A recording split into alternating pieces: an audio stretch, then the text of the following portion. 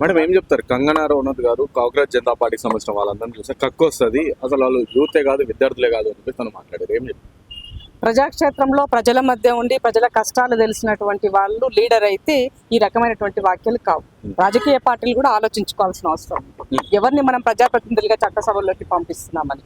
Bharatiya Janata party మరీ సిగ్గుమాలినటువంటి రాజకీయాలకు తెరలేపుతని చెప్పడానికి ఇంతకన్నా నిదర్శనం అవసరం లేదనుకుంటున్నా. గతంలో రైతుకు సంబంధించినటువంటి కాలా కానూన్ చట్టం పట్ల ఆమె మాట్లాడినప్పుడు కూడా ఒక కానిస్టేబుల్ తను విమానాశ్రయంలో చెంప పగలగొట్టినప్పుడు కూడా కనీసము ఆ పగలగొట్టిన తర్వాత కూడా బుద్ధి రాలేదంటే ఇంతకన్నా దౌర్భాగ్యం ఇంకొకటి లేదు. ఆమెకు ఐడెంటిటీ క్రైసిస్ ఎక్కువైంది. ఆ ఐడెంటిటీ క్రైసిస్ లో భాగంగా ఆమెను ఎవరు గుర్తిస్తలేరని ఏది పడితే అది మాట్లాడుతుంది. ఆమె మాట్లాడింది యువతని అవమానించే విధంగా, కన్న తల్లులను మాతృమూర్తులను అవమానించే విధంగా ఆమె మాట్లాడింది. ముఖ్యంగా దేశ భరతమాతకి జై అని మాట్లాడేటువంటి వాళ్ళు భరతమాత మాకు అన్ని అని చెప్పేటువంటి నకిలీ బీజేపీలను అడుగుతున్నాను నేను. ఇవాళ తల్లి ఎట్లగన్నది ఎట్లా పెంచిందని మాట్లాడినటువంటి ఆమెను ఇప్పటి వరకు యాక్షన్ తీసుకోకపోవడం అనేది సిగ్గుచేటు.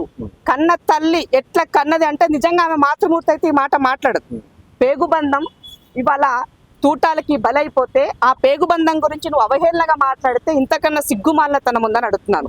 యువత యొక్క భవిష్యత్తు గురించి, వాళ్ళకి చేసినటువంటి పేపర్ లీకేజ్ గురించి కనీసం ఆమె ముఖానికి చదివిందో లేదో నాకు తెలియదు. నిజంగా నా చదివి జెన్యూన్ గా ఉద్యోగాల కోసం ప్రయత్నం చేసి ఏదైనా భవిష్యత్తు కోసం ఆలోచించుంటే ఈ రకమైన వ్యాఖ్యలు చేసేది కాదు. ఇవాళ కలర్ఫుల్ గా కలర్ రంగం నుంచి వచ్చినటువంటి నీకు ఆ కలర్ రంగంలో కూడా కష్టపడితేనే రంగంలో అభివృద్ధి చెందుతుంది. కానీ మరి నీవు యువతకి తన భవిష్యత్తు పట్ల అంధకారంలో వైపుకి వెళ్తున్నప్పుడు, లాఠీ చార్జీ చేస్తున్నప్పుడు, వాళ్ళ సమస్యల పట్ల వాటి కోసం యువత రోడ్డెక్కితే ఒక మురికిలో ఉన్నటువంటిగా మురికిల వాళ్ళలాగా నువ్వు దాన్ని అభివర్ణం చేసినావని అంటే నువ్వు ఎంత మురికి దానవో దీన్ని బట్టి అర్థమవుతున్నది. నీవు నీ డ్రెస్సు నీ విధానము నువ్వు మాట్లాడ నోరు తెరిస్తే మురికి కంపు కంగనాది. అక్కడ వచ్చిన విద్యార్థులు బట్టలు చూడు ఎట్లా విద్యార్థులు కరెక్ట్ కదా, వాళ్ళకి చిన్న చిన్న పొట్టి పొట్టి డ్రెస్సులు వేసుకోవడం రాలేదు వాళ్ళకి ఆమెలాగా, అందుకని బట్టల గురించి మాట్లాడేది. నిజంగా వాళ్ళు కూడా ఆమెలక చిన్న చిన్న డ్రెస్సులు వేసుకొని అక్కడ చింపుకొని ఇక్కడ చింపుకొని వేసుకుని ఉంటే అది ఫ్యాషన్ గా చెప్పుండే వాళ్ళు. తల్లిదండ్రులు కష్టపడి పేద వర్గాల నుంచి వచ్చినటువంటి బిడ్డలంతా కూడా వాళ్ళకి అన్యాయం జరుగుతుందని రోడ్లెక్కి పార్లమెంట్ ని ప్రొటెస్ట్ చేస్తే ఇదే దమ్ము ధైర్యాన్ని నీ నరేంద్ర మోదీ గారిని ప్రశ్నించే దాంట్లో నీ యొక్క నిజాయితీని చూపింటే బాగుండేది. ఇవాళ అమిత్ షా గారిని ప్రశ్నించుంటే బాగుండేది. పార్లమెంటు సాక్షిగా కూడా మా యొక్క నాయకురాలు ప్రియాంక గాంధీ మాట్లాడితే ఆమె వాక్యాలను కూడా అవహేళనగా మాట్లాడినటువంటి నీకు ప్రియాంక గాంధీకి నీకు నక్కకు నాగలో కనుకున్నంత డిఫరెన్స్ ఉన్నది. ప్రియాంక గాంధీ ఎంత మెచ్యూర్డ్ పొలిటీషియన్ గా ఇవాళ ప్రజల సమస్యల పట్ల మాట్లాడుతున్నది. నువ్వు ఒక ప్రజాప్రతినిధి అయ్యి ప్రజలతో గెలిచినని చెప్పుకున్నటువంటి నీకు ఇవాళ విద్యార్థుల సమస్యల పట్ల చిన్నగా నీరు గారే విధంగా ఇది సమస్య కాదని కొట్టిపారేసి వాళ్ళని నువ్వు అభివర్ణించినటువంటి విధానాన్ని నేను ఖండిస్తున్నాను. యావత్తు మహిళా లోకం కూడా భారతీయ జనతా పార్టీని ఇవాళ ప్రశ్నించాల్సిన అవసరం ఉన్నది. ఇలాంటి సన్యాసులను తీసుకొచ్చి చట్టసభల్లో నిలబెట్టి ఈ దేశాన్ని పాలించమన్నందుకు ఈ దేశ ప్రజలు సిగ్గుపడాల్సినటువంటి పరిస్థితి వచ్చినందుకు నిజంగా నేను బాధపడుతున్నాను. నిజంగా మీకు చిత్తశుద్ధి ఉంటే సమస్య పట్ల అవగాహన పెంచుకొని మాట్లాడండి.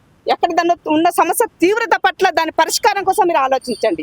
ఇవాళ నిజంగానే వాళ్ళు కాకృచులు అయ్యుండి వాళ్ళు మురికి కూపంలో ఉన్న వాళ్ళు అయ్యుంటే మరి నీ నరేంద్ర మోదీ గారు అదే మురికి కూపంలో ఉన్నటువంటి అదే రైల్వే ట్రాక్ పైన ఛాయ్ అమ్ముకొని ప్రధానమంత్రి అయ్యింది కదా. మరి ఇవాళ మురికిలో నుంచి వచ్చినటువంటి ఈ మురికి పిల్లలు వాళ్ళ యొక్క హక్కుల కోసం పోరాటం చేస్తే అది తప్పయిందా అంటున్నా. ఆ తల్లి పుట్టుక ఇవాళ తప్పయిందా అని అడుగుతున్నాను. వాళ్ళ పెంపకం తప్పయిందా అని అడుగుతున్నాను. సిగ్గుమాల రాజకీయాల కోసము నీ ఐడెంటిటీ క్రైసిస్ కోసం నువ్వు ఏదైనా మాట్లాడితే నాలుక జీరుస్తాం, గుర్తుపెట్టుకో కంగనా. నీ సినిమాలు కూడా అసలు బ్యాన్ చేసే పరిస్థితి ఈ దేశంలో వచ్చే దానికి దిగజారి మాట్లాడకు రాజకీయాలు.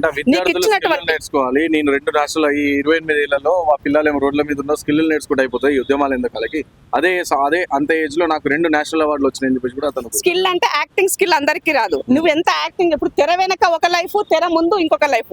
తెర వెనక నీ జీవితం ఏందో అందరికి తెలిసిపోయింది నువ్వు మాట్లాడే విధానాన్ని బట్టి. తెర ముందు ఏంటి స్క్రిప్ట్ ఏమి ఇస్తే అది యాక్ట్ చేయడమే కదా నువ్వు చేసేది. దాని ద్వారా ఇదే ప్రపంచం అని ప్రజలు అనుకొని నీ సినిమాలు చూసారు, నీకు ఇంత ఫేమ్ ఇచ్చారు. నిజంగానే ఈ ప్రేక్షకులే ఈ మురికిలో ఉన్నటువంటి వాళ్ళు నీ సినిమాలు చూసకపోయిన ఉంటే నీకు క్రేజ్ ఎక్కడిది, ఇవాళ నరేంద్ర మోదీ గారు నీకు సీట్ ఎక్కడిది?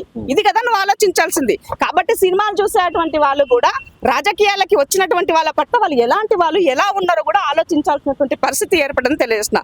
అందుకనే రంగులను చూసి రంగు కలర్ల నుంచి వచ్చేటువంటి పిక్చర్లను చూసి మోసపోకండి. వాస్తవాలు ప్రజాక్షేత్రంలో ప్రజల పట్ల అవగాహనతో ఉన్నటువంటి వాళ్ళు చట్టసభలకు వెళ్ళాలని కోరుకోండి. అప్పుడు ఈ రకమైనటువంటి ఇలాంటి దౌర్భాగ్యమైనటువంటి మాటలు వినే పరిస్థితి మనకు రాదని సందర్భంగా తెలియజేస్తున్నా. సో ఒక భరతమాతని అవమానించినటువంటి కంగనా గారు చట్టసభలో ఉండడానికి నైతిక హక్కు లేదు. ఇమీడియట్ గా ఆమె పైన యాక్షన్ తీసుకోవాలని నేను డిమాండ్ చేస్తున్నా. మహిళల్ని అవమానించినటువంటి మరొక మహిళగా ఇవాళ ఆమెకు ఆ చట్టసభలో ఉండే నైతిక హక్కు లేదు. కాబట్టి ఇమీడియట్ గా నిజంగా మీకు చిత్తశుద్ధి ఉంటే, భరతమాత పట్ల మీకు ప్రేమ ఉంటే, ఇవాళ అంధభక్తులను చెప్పుకునేటువంటి మీకు నిజంగానే చిత్తశుద్ధి ఉంటే ఇమీడియట్ గా ఆమె పైన యాక్షన్ తీసుకోండి. యావత్తు యువతకి మహిళలకి కంగనతో క్షమాపణ చెప్పించండి డిమాండ్ చేస్తున్నాను. ఇంకోటి నిన్న రేవంత్ రెడ్డి చేసిన వ్యాఖ్యలు ఎట్లా చూస్తారు మేడం? అంటే వాళ్ళు చేసిన వ్యాఖ్యలు ఇంజనీరింగ్ అంతా కూడా విత్ వేస్ట్ అని చెప్పిన దాన్ని చాలా తీవ్రంగా ఖండిస్తున్నారు విద్యార్థి లోకంతో. ఏం చెప్తారు? ఇప్పుడు ముఖ్యమంత్రి గారు మాట్లాడినటువంటి విధానాన్ని ఫస్ట్ ఏం మాట్లాడినారో వినండి. ముఖ్యమంత్రి గారు ఏం మాట్లాడినారు? విద్యార్థులను ఉద్దేశించినప్పుడు ఇంజనీరింగ్ ఎడ్యుకేషన్ సిస్టంలో ఉన్నప్పుడు నా దగ్గరికి కాన్సెన్స్ నుంచి అయినా ఇతరత్ర ప్రదేశం నుంచి పిల్లలు వచ్చినప్పుడు వానికి ఉద్యోగం కావాలని అడుగుతారు. వానికి ఏం ఉద్యోగం కావాలో వానికి క్లారిటీ లేదు. ఎక్కడ ఉద్యోగం ఉంటుందో క్లారిటీ లేదు వాడికి. మోర్ ఎవర్ ఒక లెటర్ ఇచ్చి లెటర్ ఫిల్ చేయి, ఒక అప్లికేషన్ రాయి, ఒక రిక్వెస్టింగ్ లెటర్ రాయి అంటే రాసే పరిస్థితి లేదంటే దట్ మీన్స్ ఇవాళ క్వాలిటీ లేనటువంటి ఎడ్యుకేషన్ వైపుకి వెళ్తున్నారు. స్కిల్డ్ లేనటువంటి వైపు యువత వెళ్తున్నారు. స్కిల్డ్ పెంచుకోవాల్సిన అవసరం ఉన్నది, కమ్యూనికేషన్ పెంచుకోవాల్సిన అవసరం ఉన్నది, క్వాలిటీ వైపు ముందుకెళ్లాల్సిన అవసరం ఉన్నది. తల్లిదండ్రులు ఏమో నా కొడుకు బీటెక్ చేసిండు, బ్రహ్మాండమైన ఉద్యోగం వస్తుంది తల్లిదండ్రులు ఆశపడుతున్నారు. ఉద్యోగానికి ఇంటర్వ్యూలకు పోతే వీడికి క్వాలిఫై అయ్యే పరిస్థితి కనబడతలేదు. కాబట్టి అది పెంచుకోమని చెప్తున్నారు. తప్పెట్లా అవుతుంది? ఈ రాష్ట్రానికి ముఖ్యమంత్రి అంటే తండ్రి లాంటి వాడే కదా. తండ్రి బిడ్డల పట్ల జాగ్రత్త పడుతూ ఇది ఉండమని చెప్పడం ఎట్లా తప్పు అవుతుంది? దీన్ని కూడా రాజకీయ కోణంలో ఫీజు రియంబర్స్మెంట్ చేయలేదు కాబట్టి, చేయలేకపోతున్నారు కాబట్టి ఇంజనీరింగ్ కాలేజీలు ఇంజనీరింగ్ స్టూడెంట్స్ పైన ఇవాళ ఈ రకమైన చేస్తుందని సో కాల్డ్ పీపుల్స్ అంతా కూడా, వ్యతిరేకులంతా కూడా ఇది ప్రొపగండ చేస్తున్నారు. దయచేసి నేను మీడియా కూడా రిక్వెస్ట్ చేస్తున్నాను, మన బిడ్డలైతే మనం ఏం చేస్తాం? మూర్ఖులు. అందుకని ఒక వెనక కూడా చెప్పేటాడు, మూర్ఖరాజు అంట వాడు బట్టలు లేకున్నా రోడ్డు మీద నిలబడి నేను బట్టలు వేసుకున్నాను వాడు ఆనందపడ్డాడట. ఎవడో ఒకటి వచ్చి సార్ అందరు వచ్చి వాడి యొక్క మెప్పు కోసము బాగున్నావు అంటారట. లాస్ట్కి వచ్చి వాడిని చూసుకుంటే బట్టలైన సంగతి అప్పుడు అర్థమైందట. సో ఇవాళ తప్పు జరుగుతూ ఉన్నప్పుడు ఈ తప్పు ఇలా ఉన్నది సరి చేసుకోండి అని ఒక తండ్రి ప్లేస్ లో ఉన్నటువంటి ముఖ్యమంత్రి గారు హితోపదేశం చేయడాన్ని తప్పు పట్టాల్సిన అవసరం లేదు. తల్లిదండ్రులు ఎందుకు అల్టిమేట్ గా అక్కడ ఉన్నటువంటిది అంటే ఏంటి? Crime based means what?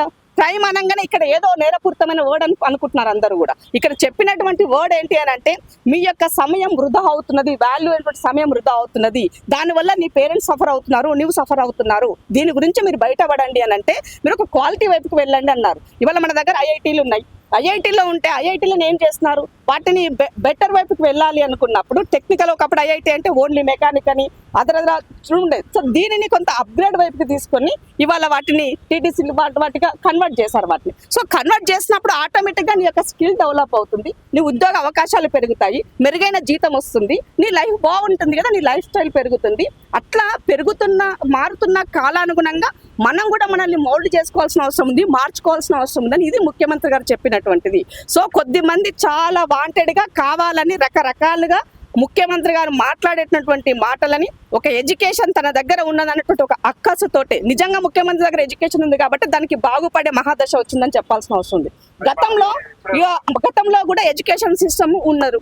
ఏం చేశారు? ఎడ్యుకేషన్ సిస్టంలో ఒక యూనివర్సిటీకి వీసీని ఇచ్చినారా? ఇవాళ ఒక పదోన్నతులు కల్పించినారా? లేదా వాళ్ళకి ప్రమోషన్లు ఇచ్చినారా? న్యూ రిక్రూట్మెంట్ చేస్తున్నారా? చేయలే. మరి ముఖ్యమంత్రి గారు తన దగ్గర ఎడ్యుకేషన్ సిస్టమ్ ఉంది కాబట్టి డిఎస్సి నోటిఫికేషన్ ఇచ్చారు, ఇవాళ పదోన్నతులు కల్పించినారు, ట్రాన్స్ఫర్లు చేస్తున్నారు, ట్రాన్స్పరెంట్ వ్యవస్థ వైపుకి నడిపిస్తున్నారు. ఇవాళ దానికి ఎడ్యుకేషన్ పెట్టినటువంటి బడ్జెట్ను కూడా పెంచి ఇచ్చడం జరిగింది. ఇవాళ ఇంకేమన్నా అవసరమైతే చెప్పడం జరిగింది.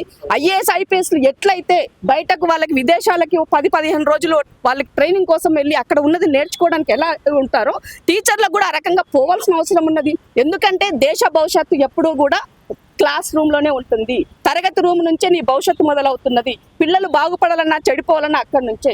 ఇవాళ అమెరికా లాంటి ఉండొచ్చు, జపాన్ లాంటి ఉండొచ్చు, రష్యా లాంటి కంట్రీస్ మీరు కంపారిజన్ చేసినట్లయితే ఎడ్యుకేషన్ కి చాలా వాల్యూ ఇస్తారు. ఆ పిల్లలకి వాళ్ళకి ఇచ్చేటువంటి ఎడ్యుకేషన్ ఫ్రీ ఆఫ్ కాస్ట్ లో ఇచ్చినా దానిని బెటర్ క్వాలిటీ వైపు వాళ్ళు ముందుకు తీసుకెళ్తారు. మనం ఎందుకు అలా వెళ్ళకూడదు? తెలుగు మీడియం కాబట్టి తెలుగులోనే ఉండాలన్నా, ఇంగ్లీష్ వద్ద అక్కర్లేదా? కాబట్టి జరిగే వాటి పట్ల మన యొక్క అవగాహన పెరగాల్సిన అవసరం ఉన్నది. సరి అయిన రీతిలో ఈ దేశంలో మనం కూడా భాగస్వామ్యం కావాల్సిన అవసరం ఉన్నది. మిగతా రాష్ట్రాలు కూడా మనని ఇన్స్పైర్గా తీసుకోవాల్సిన అవసరం ఉంది. కాబట్టి ముఖ్యమంత్రి గారు ఇవన్నీ విషయాలు నిన్న చెప్పడం జరిగింది. అసలు విషయాలు చెప్పినవన్నీ వదిలేసి ఇంకో మాట కూడా చెప్పారు. ప్రైవేట్ స్కూల్కి వెళ్తే 50,000 రూపాయలు మనం ఫీజు కట్టి పంపిస్తున్నాం. గవర్నమెంట్ యావరేజ్ గా ఒక స్టూడెంట్ పైన 1,08,000 రూపాయలు వెచ్చిస్తుంది. ఎందుకు ప్రైవేట్ వైపు మొగ్గు చూపుతున్నారు? గవర్నమెంట్ వైపుకి అనుకున్నంతగా ఆశాజనకం వైపుకి ఎందుకు మూవ్ ఆన్ అవుతలేరు? రండి, సిస్టాన్ని చేంజ్ చేసాం, ఎడ్యుకేషన్ సిస్టమ్ బాగుంది. ఇవాళ చాలా మంది అప్పుల పాలు అవుతున్నారు, ఆత్మహత్యల వైపు వెళ్తున్నారు అని అంటే పిల్లలకి ఇచ్చే చదువుల కోసం ఎక్కువ డబ్బులు వెచ్చిస్తున్నారు. ఈ వ్యవస్థ బాగుపరిచినప్పుడు మీరు ఆటోమేటిక్ గా దీని వైపుకి తీసుకోండి అని చెప్పడం జరిగింది. గవర్నమెంట్ స్కూల్స్ దాదాపు 23,000 దాకా గవర్నమెంట్ స్కూల్స్ అన్నిటి కూడా తీసేస్తున్నారు చెప్పి ఎక్కడ చదువుకోవాలి మరి గవర్నమెంట్ స్కూల్స్? రాష్ట్రంలో ఉన్నవే 23,000 స్కూళ్ళు. అన్ని తీసేస్తే ఏమొస్తుంది? దాంట్లో లేదు కదా. గతంలో కేసీఆర్ 4,000 స్కూల్ బంద్ చేస్తున్నాడు. సో ఇవాళ స్టూడెంట్ రేషియోలో టీచర్ ఉంటారు. సో ఆ రేషియోలో ఎక్కడెక్కడ మనకు రిక్వైర్మెంట్ ఉంటుంది, దీన్ని ఏ విధంగా తీసుకోవాలని ఆలోచిస్తారు. ఏం పిల్లలు లేని దగ్గర తీసుకెళ్ళి బడి పెట్టి టీచర్ని పంపించి వృధా ఖర్చే కదా, వాళ్ళకి ఇచ్చే జీతాలు మనం కట్టే ట్యాక్సే కదా, దాన్ని ఇంకో దగ్గర ఉపయోగించుకుంటాం కదా. కాబట్టి ఇది ఒక ఇల్లైనా ప్రభుత్వమైనా ఒకటే అన్నది ఆలోచించాల్సిన అవసరం ఉన్నది. కాబట్టి మీడియా కూడా దీనికి సహకరించి మంచి విషయాలు ముఖ్యమంత్రి గారు చెప్పినప్పుడు దాన్ని పాజిటివ్ లైన్ లో ఎడ్యుకేట్ చేసే విధంగా ప్రయత్నం చేయాలని నేను మీ అందరిని కూడా నేను రిక్వెస్ట్ చేస్తున్నాను. ఎవరైతే ముఖ్యమంత్రి గారు ఇప్పుడు మామూలుగా విద్యాశాఖ మంత్రిగా ఉన్నందుకు మనం తిడుతున్నారని చెప్పారు కదా, మరి వేరే వాళ్ళకి వచ్చి ఎవరు సమర్థులు లేరా? నేనేం చెప్తున్నానంటే ఎడ్యుకేషన్ సిస్టమ్ ఆయనకు ఒక విజన్ ఉండదు. ఎడ్యుకేషన్ ఇప్పుడు ఢిల్లీలో ఎడ్యుకేషన్ సిస్టమ్ ఉన్నది. కేజ్రీవాల్ గారి పేరు అంత తక్కువ సమయంలో మారుమోవడానికి కారణం ఏంటి? ఎడ్యుకేషన్ సిస్టమ్ లో సమూలమైన మార్పులు తెచ్చి ఒక జడ్జి అయినా, ఇంట్లో అటెండర్ పిల్లోడైనా, పనిచేసే పిల్లోడైనా ఒకటే బల్ల చదువుకోవాలి, ఒక క్వాలిఫైడ్ ఎడ్యుకేషన్ ఉండాలి. ప్రైవేట్ స్కూల్లో చదివే పోరగానికి కూడా వీళ్ళే ఫీజు కట్టే విధంగా, అంటే గవర్నమెంట్ లో అడ్మిషన్ దొరికినప్పుడు ప్రైవేట్ లో చదివాడు కూడా వీళ్ళే ఫీజు కట్టే విధంగా ఒక సిస్టమ్ డెవలప్ చేశాడు. సో దాన్ని కూడా అంటే ఆయన ఒక విజన్ తో ఉన్నాడు. ఇప్పుడు ఎవరైనా నాకు అవకాశం వచ్చింది, జీవితంలో ఫలానా ముఖ్యమంత్రి ఫలానా పని చేశాడు, ఫలానాది ఉండదు, ఎవరైనా కోరుకుంటారు కదా. సో యాజ్ అ సిటిజన్ గా నేను ఊర్లో ఉన్నప్పుడు నేను మా కొండారెడ్డిపల్లిలో గవర్నమెంట్ బల్ల చదువుకున్నా. ఇవాళ నేను గవర్నమెంట్ లో బల్ల చదువుకొని ఇక్కడ దాకా ముఖ్యమంత్రి రాగలిగినంటే కొంత నా స్వయం కృతం నేను చేసిన కష్టం అనేది నాకు ఉండింది.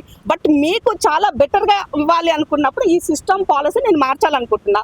దానికి ముఖ్యమంత్రి దగ్గర ఉంటేనే ఎవరైనా కూడా ఏదైనా చేయడానికి ఈజీ అవుతుంది. ఇంకొకరి దగ్గర ఉంటే తను అనుకున్న విధంగా చేయగలుగుతారో చేయలేరో కదా, ఆ యాంగిల్ లో అనుకోవచ్చు కదా. మేడం, రాష్ట్రంలో ఒక కొత్త జీవో తీసుకురావచ్చు, ఎవరైతే గవర్నమెంట్ ఎంప్లాయీస్ ఉన్నారో వాళ్ళంతా గవర్నమెంట్ స్కూళ్ళలో పిల్లల్ని చదివాలని. డెఫినెట్ గా ఇప్పుడు మార్పు అనేది ఒకటేసారి కాదు, రాత్రికి రాత్రే ఏది జరిగిపోదు. 1 by 1 అన్నది ఇంప్లిమెంట్ అవుతూ వస్తుంది. అది కూడా ఒక రోజు వస్తుంది, రాకుండా ఉండదు. ఇప్పటికిప్పుడే పెట్టేసామనంటే ఏమంటారు, మీరే క్వశ్చన్ చేస్తారు. అది నా ఇష్టము, నా పిల్లోడి ఇష్టము, మీరు ఎలా మాట్లాడతారని మీరు కూడా అంటారు. కాబట్టి ఇది నేను బెటర్ వైపు మెరుగు చేస్తున్నా చూపిస్తూ ఉన్నప్పుడు ఆటోమేటిక్ మీరు రిజల్ట్స్ కూడా మీరు గమనించండి. పిల్లల స్కూల్ అడ్మిషన్స్ లాస్ట్ ఇయర్ కి ఈ ఇయర్ కి మీకు 40,000 స్టూడెంట్స్ పెరిగినారు. కంపేర్ చేసినప్పుడు స్టూడెంట్స్ పర్సెంటేజ్ పెరిగింది.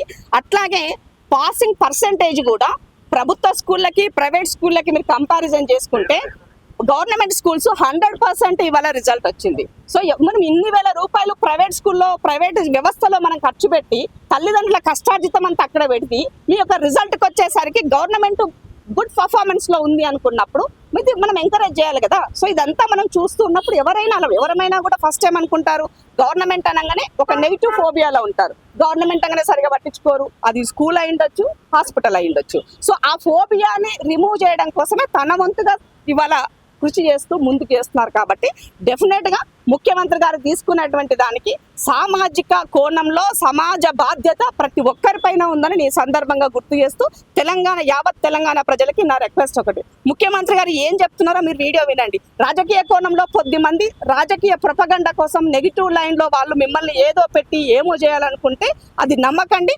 100% మన ముఖ్యమంత్రి మన కోసం ప్రజాపాలనలో ప్రతి ఒక్కరికి న్యాయం జరిగే విధంగా ముఖ్యంగా హెల్త్ ఎడ్యుకేషన్ సిస్టమ్ ని బాగు చేయడం కోసం తన వంతు 100% ప్రయత్నం చేస్తున్నారు. పిల్లలని స్కిల్డ్ వైపుకి తీసుకెళ్ళండి. నిరుద్యోగ యువతను ఉద్యోగాల కోసము ఇంకా స్కిల్డ్ పెంచుకోండి. ఇంకా ఏమైనా అవసరమైనప్పుడు ప్రభుత్వం మీకు అండగా నిలబడుతుంది, సహాయ సహకారం చేయండి, మేము ముందుంటామని చెప్పడం జరిగింది.